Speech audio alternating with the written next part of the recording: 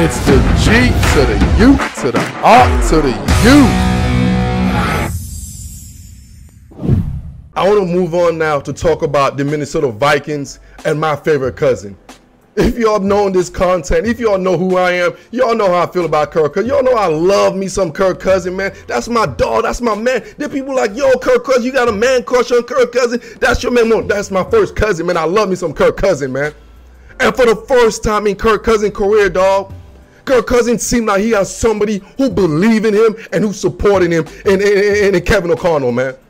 You could just see the relationship. You could see the smile. I know my cousin, man, and I could see his joy, his happiness, man. And my man, Kirk Cousin, is happy, man. My analogy to this, man, for me to describe this, is imagine growing up in a house, right? And then your father, your mom and your father, one of your parents are just abusive. They could be either verbally abusing you, they could be physically abusing you, or they could be alcoholics or substance abusers. When I look at Kirk Cousin's career, everybody from the head coaches, even when he got drafted with Washington, he was behind RG3.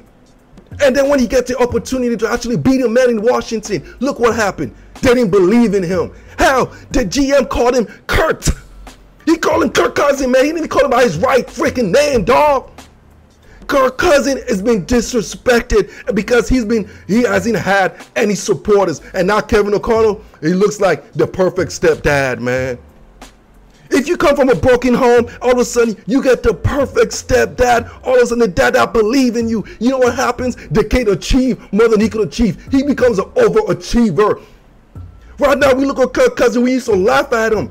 We used to laugh at him because he never had the support system at home, man. Kirk Cousin never had the support system, so he was always an underachiever. I look at the Minnesota Vikings now, bro.